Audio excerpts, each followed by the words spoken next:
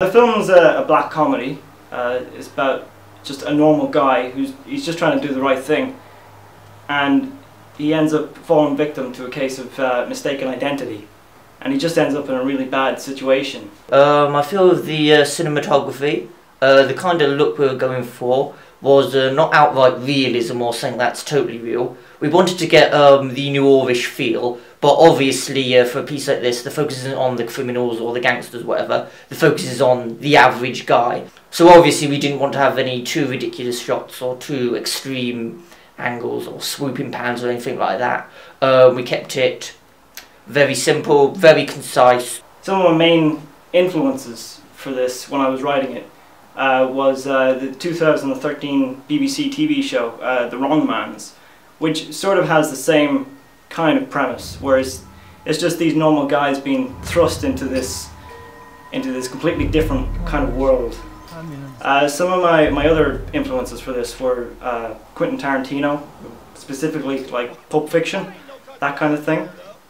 Maybe that comes through a little bit more in the dialogue.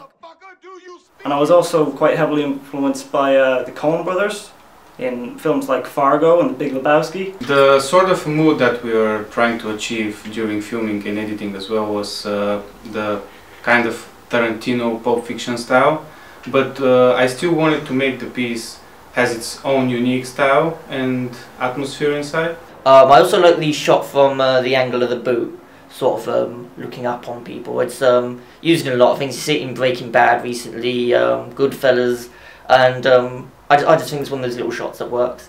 Very well framed. Okay, improvise. Okay. Fuck these lines, man. Okay. It's a really stylized piece. It's a bit of normality, and it's a bit of this sort of, you know, what the fuck moment where, you know, as just a normal guy getting into a really bizarre scenario.